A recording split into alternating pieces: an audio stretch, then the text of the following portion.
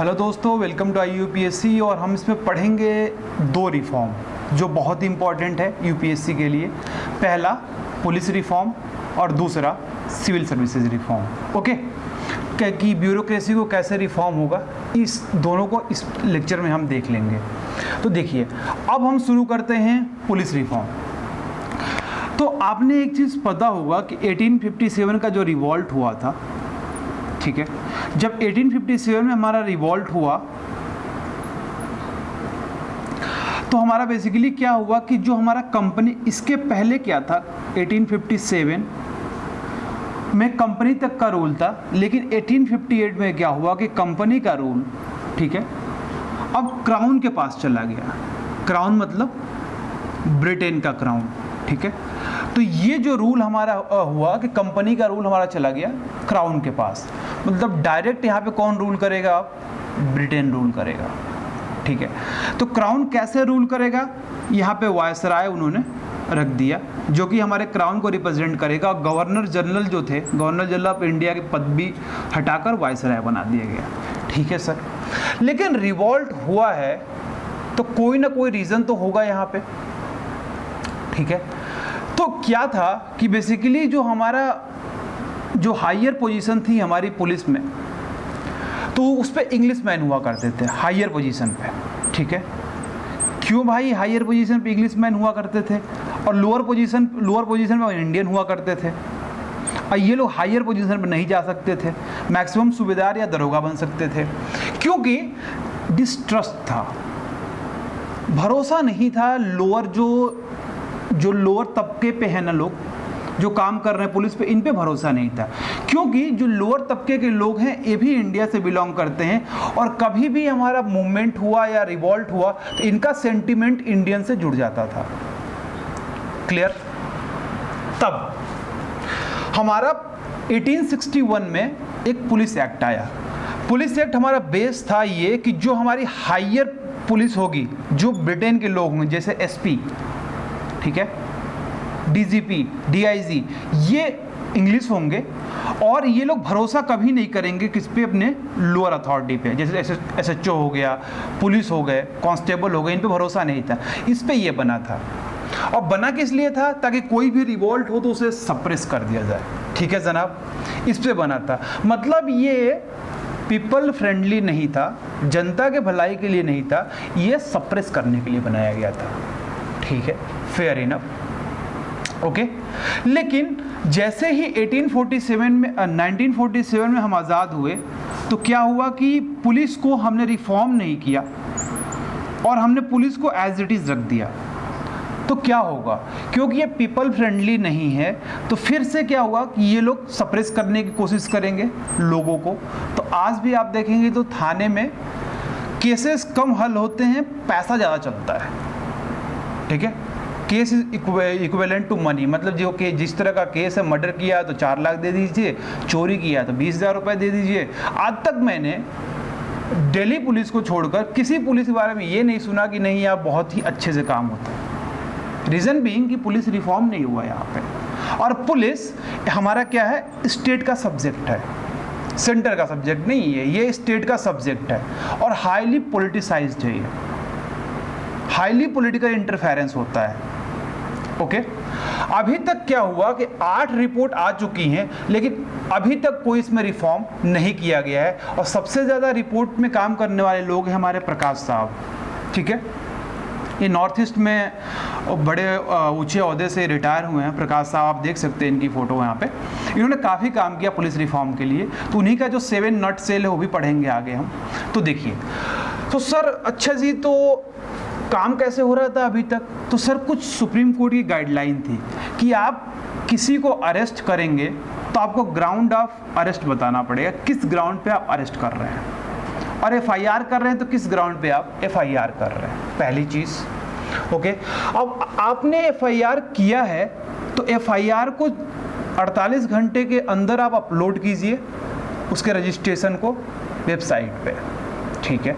तो इससे क्या होता था कि थोड़ा सा हमारा सेफगार्ड मिल गया था पब्लिक को, कि उसको ग्राउंड बताया जाता था, एफआईआर हो रहा तो ग्राउंड बताया जाता था, अरेस्ट कर रहे हैं तो ग्राउंड बताया जाता था, ठीक है। तो ये तो बात समझ आ गई कि अभी तक की दिक्कत ये है, ठीक है।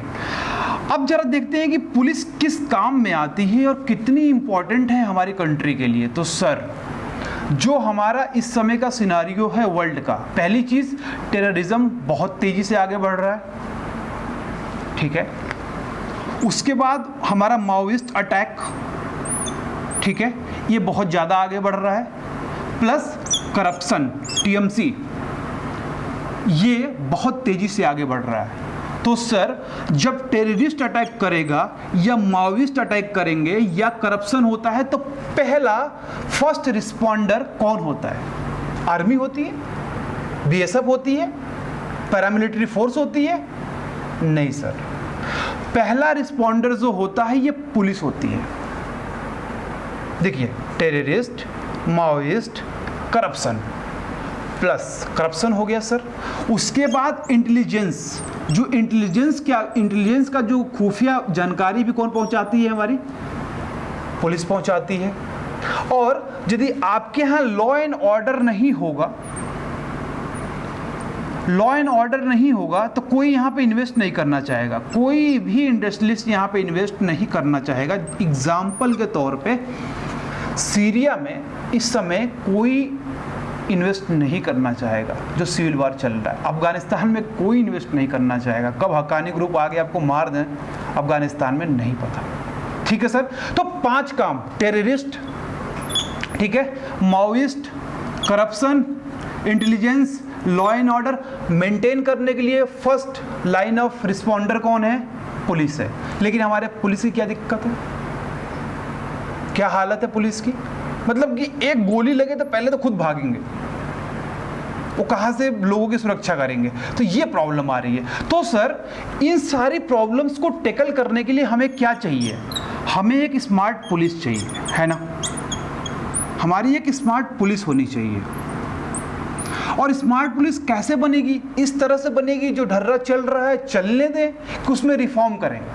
तो सर, रिफॉर्म करना पड़ेगा ना सर।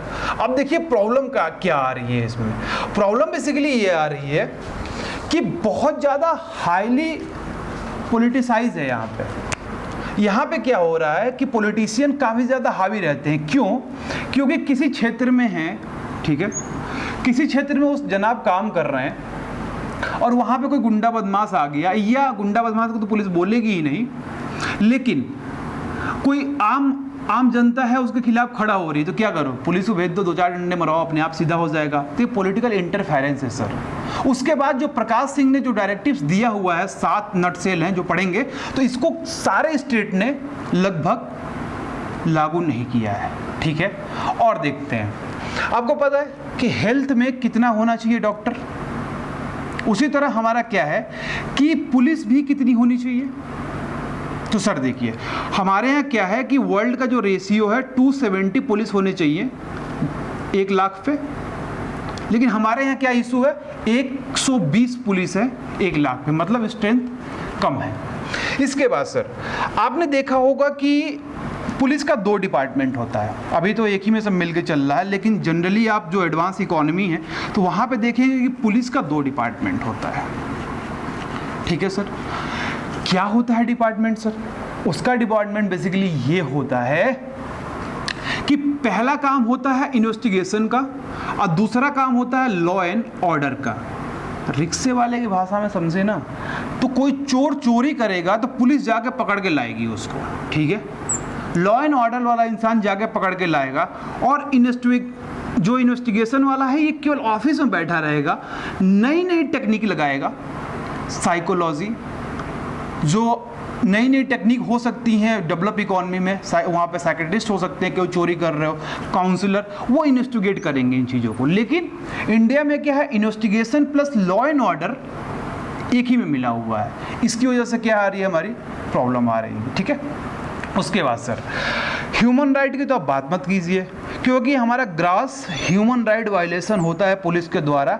और आपको जान के हैरानी होगी कि 7 सालों में एक भी जो पुलिस वाला है ये कन्विक्टेड नहीं है, मतलब मुलजिम साबित हुआ ही नहीं है। और आप बोलिए दिल से कि क्या ह्यूमन राइट का वायलेशन नहीं होता? रोज होता है, हर घंटे होता है,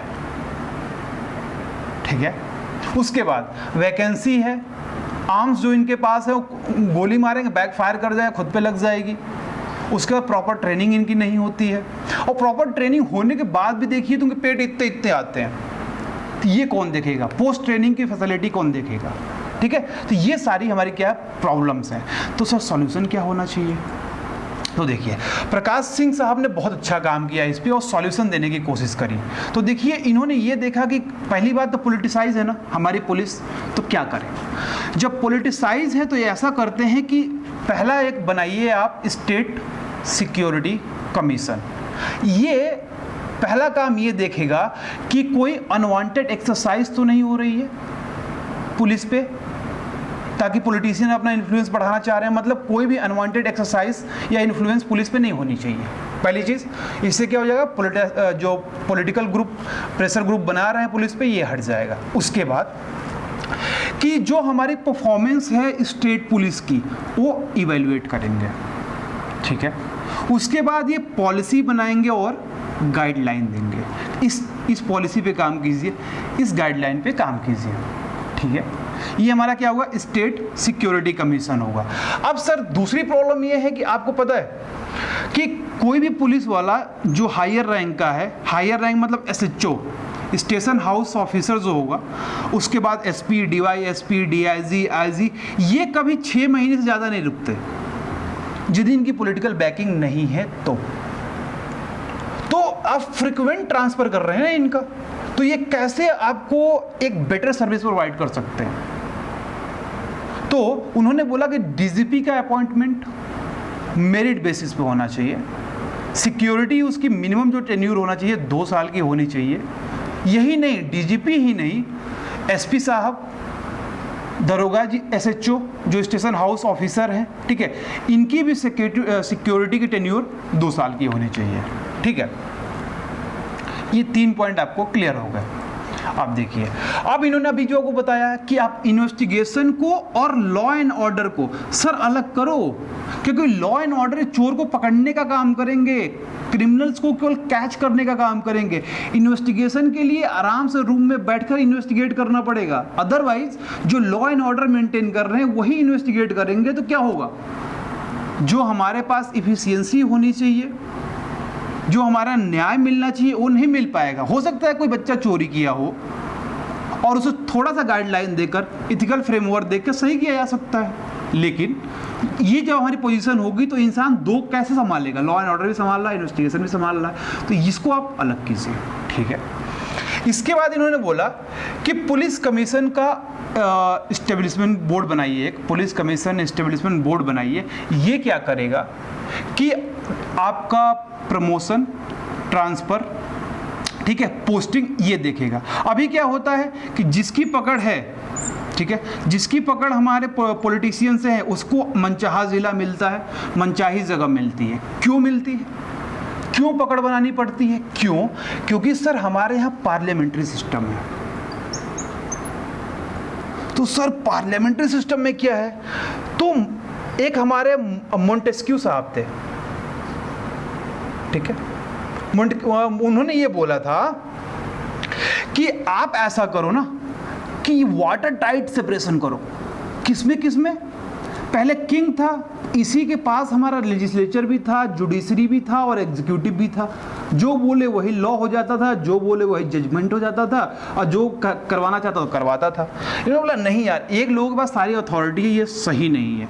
तो उन्होंने बोला एग्जीक्यूटिव को अलग करो, जुडिशरी को अलग करो, ठीक है, और लेजिस्लेचर को अलग करो।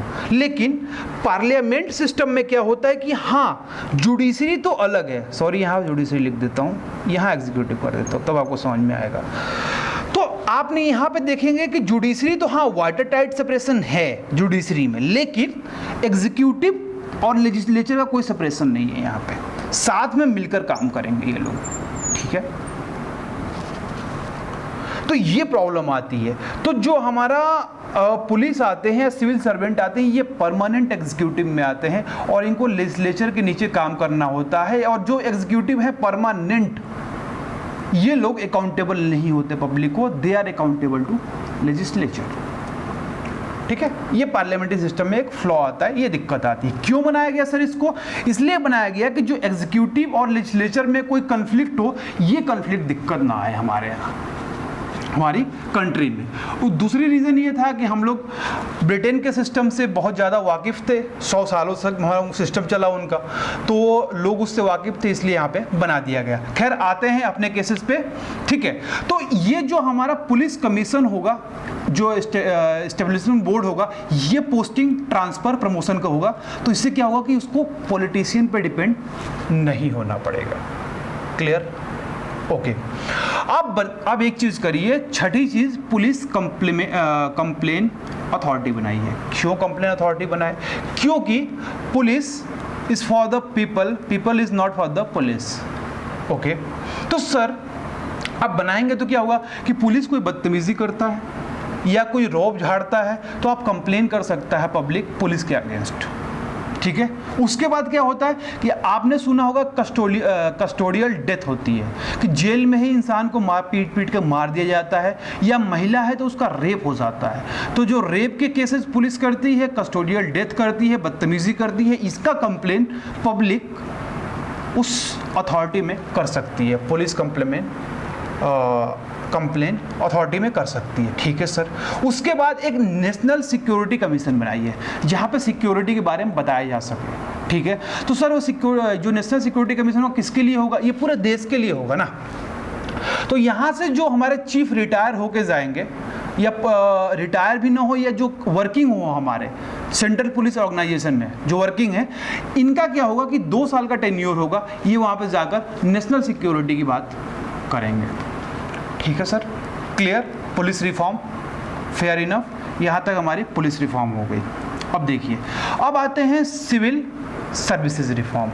अब आपको जानकर सर ये हैरानी होगी, आप लाल बत्ती यहाँ पर देख सकते हैं, अब तो हटा दी गई है, जान के ये हैरानी होगी कि जो सिविल सर्विसेज रिफॉर्म है इसको करना क्यों ज़रूरी है। क्योंकि हमारे यहाँ जो सिविल सर्वेंट हैं ये इनएफिशिएंट हैं, और अब इनकी जो परफॉर्मेंस है ये हाईएस्ट कैपेसिटी पे परफॉर्म नहीं कर रहे हैं, ठीक है। इसके बाद आपने देखा होगा कि यहाँ पे स्पेशलाइजेशन नहीं होती है। आप आईएएस की यदि आप वर्किंग देखेंगे तो यहाँ पे स्पेशलाइजेशन नहीं होती है, ये लोग जनरलाइज जॉब होती है ना, ये जनरलाइज जॉब होती है। लेकिन ज़रूरत किस चीज़ की है कि स्पेशलिस्ट की ज़रूरत है हमें। दूसरी प्रॉब्लम ये आ रही है। उसके बाद यहाँ पे क्या होता है कि टैलेंट की कमी है, स्कैरसिटी ऑफ टैलेंट। तो टैलेंट तो इंडिया में बहुत है, कहाँ चला जाता है? क्योंकि यहाँ पे इनएडिक्वेट सैलरी होती है, इसलिए लोग प्राइवेट सेक्टर की तरफ स्विच कर जाते हैं। बेटर सैलरी प्राइवेट में मिलती है, इसलिए ये स्विच कर जाते हैं।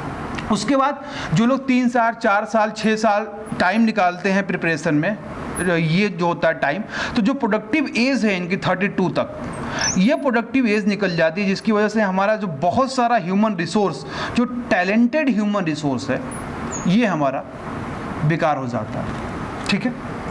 अब देखिए उसके बाद प्रॉब्लम क्या आती है कि पॉलिटिकल इंटरफेरेंस बहुत ज़्यादा होता है, शॉर्ट टेन्यूर होता है। पता है यूपी में 6 महीने से ज़्यादा कोई आईएएस टिक ही नहीं सकता, ये हमारा रिकॉर्ड है। आप देखिए यहाँ पे 6 महीने तक, अनलेस एंड अनटिल, जब तक उसका पॉलिटिकल बैकिंग ना हो, ठीक है।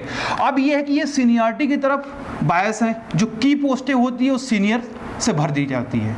मतलब कि जो मान लीजिए प्रमोशन हो रहा है, secretary, chief secretary, principal secretary, यहाँ पे क्या होता है कि ये की पोस्टें जो होती हैं सीनियरिटी से भरी जाती हैं, मेरिट बेस पे नहीं भरी जाती है। उसके बाद सैलरी भी इनके पास कम होती है, इसलिए हमें बहुत अच्छा टैलेंट नहीं आता। IIT से ही, NITs, MBA करके 1-2 बच्चे आते हैं, सारे बच्चे यहाँ पे नहीं आते, सैलरी बहुत कम मिलती है।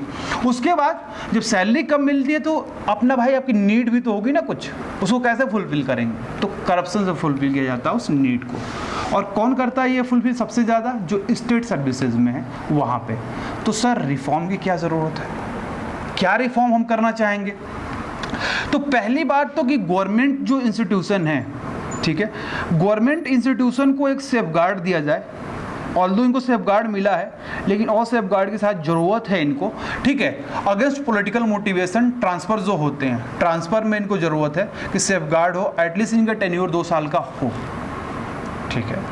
उसके बाद सर यदि आप इनकॉम्पिटेंट हैं तो आपका कंपलसरी रिटायरमेंट होगा ही होगा। आप परफॉर्म नहीं कर रहे हैं, आप जाइए, आपका कोई काम नहीं है यहाँ पे, क्योंकि वर्ल्ड इतनी तेज़ी से आगे बढ़ रही है और हम यहाँ बैठे हुए हैं लाल बत्ती के मज़े ले रहे हैं। ऐसे कैसे चलेगा यार? यहाँ पे इफिशियंसी चाहिए ना, सरकार को पैसा दे रही है, बढ़ा भी देगी आगे, तो इफिशियंसी तो दिखाइए। तो ये प्रॉब्लम आ रही है। इसके बाद ये कह रहे हैं सर कि स्टेट कैडर होता है ना, हमारा एक यूपीएससी है, एक पीएससी है। तो यूपीएससी क्या करती है कि सेंट्रल में जो हमारे क्लास ए के ऑफिसर्स होंगे उसका चुनाव करेगी, और पीएससी क्या है कि क्लास बी के जो ऑफिसर है स्टेट के वो चुनाव करेंगे। तो हमेशा यूपीएससी का जो चुना हुआ कैंडिडेट जाता है वो पीएससी के ऊपर बैठता है, ठीक है, ताकि हम सेंटर का रूल, सेंटर जो है, सेंटर स्टेट का जो रिलेशन है, आप देख सकते हैं कि सेंटर इन पे एक दबाव बना के रखे कि हमारा जो भी एडमिनिस्ट्रेशन कर रहे हैं ये टॉप पे कौन है, हमारे सेंटर के लोग हैं, स्टेट के लोग टॉप पे नहीं हैं। लेकिन अभी क्या करने की ज़रूरत है सर कि जो स्टेट कैडर से लोग प्रमोट होकर जा रहे हैं तो वहाँ पे प्रमोटिव आईएएस बैठाइए इस स्टेट कैडर में। इसका एक एक्सपेरिमेंट करके देखिए कि ये आईएएस ज़्यादा बेटर कर रहे हैं जो प्रमोटिव हैं या जो डायरेक्ट जा रहे हैं। इसको भी एक एक्सपेरिमेंट बेसिस पे देखना ज़रूरी है, ठीक है सर। तो ये रहा हमारा पुलिस रिफॉर्म और सिविल सर्विसेज रिफॉर्म।